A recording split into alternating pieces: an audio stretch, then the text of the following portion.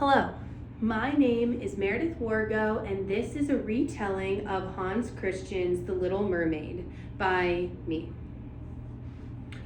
Once upon a time, deep below the sea, lived a society of mer people where my father was the Mer King. I was always intrigued by the land above the sea and asked my grandmother to tell me more about it.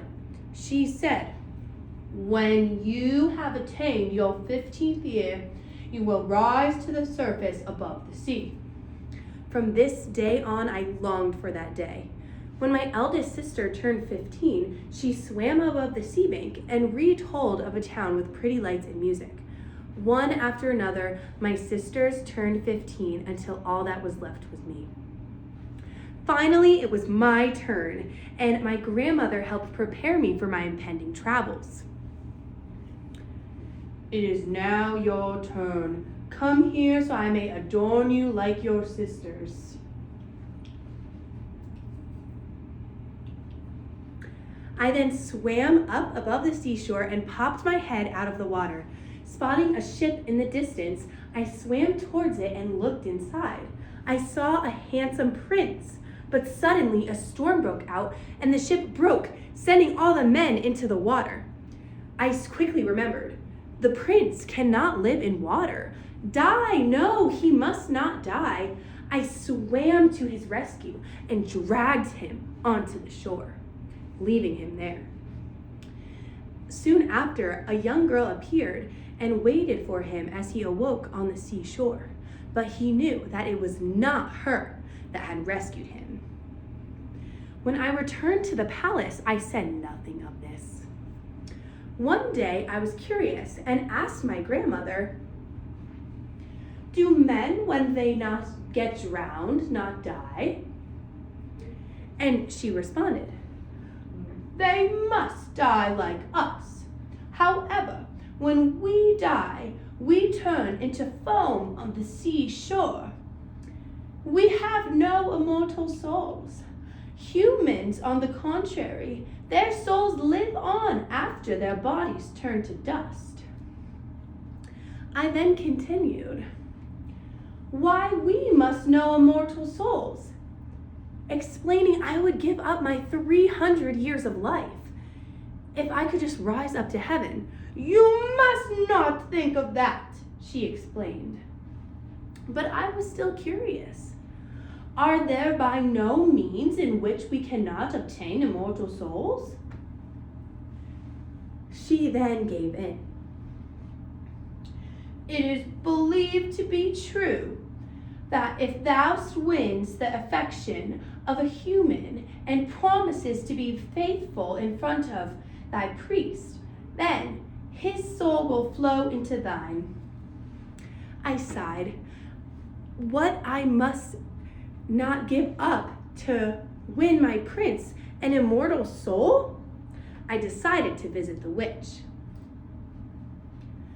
On my arrival to the witch's lair, she looked upon me and spoke. "Your wish is a foolish one, but it may be attained. But it will bring you many misfortunes." She then described a drink that she would make for me, which would grow my tail into legs, but would cause me unbearable pain. She then also explained that I must exchange my voice as payment, but I was willing to do whatever it had to take, and so I agreed. This was then she cut off my tongue and started brewing the drink for me to drink. I took the drink, swam above the surface, and drank every drop, passing out. When I awoke, there were my new legs and my new prince coming to my rescue. He asked me what my name was, but the witch was correct. My voice was no more. He took me into the palace and I danced for him. He called me his foundling, and we started going on many great adventures. One day, I heard the courtiers in the streets. "So, the prince is engaged to the princess of the neighboring kingdom? This is excellent news. How could this be?" But alas, Soon the new princess that the prince ought to marry arrived in the kingdom, and both kingdoms celebrated the new betrothals. This was when my sisters popped out of the water with their hair missing. They wept to me. "We have given our hair to the witch, and in return she has given to us a penknife. You must stab the prince, in the heart with the penknife, and as his warm blood trickles to thy feet, thou wilt again grow a fish-like tail." I took the penknife and wandered into the pavilion where the prince and his bride lay. Looking upon them, I threw the penknife into the ocean, for I could not kill the prince. The prince is for whom I went through all of this for whom I gave up my life in the sea for. I could not kill who I loved. As I sat there, drifting off into sea foam, I started to see many beautiful, transparent creatures above me. And then I realized my body was transparent too.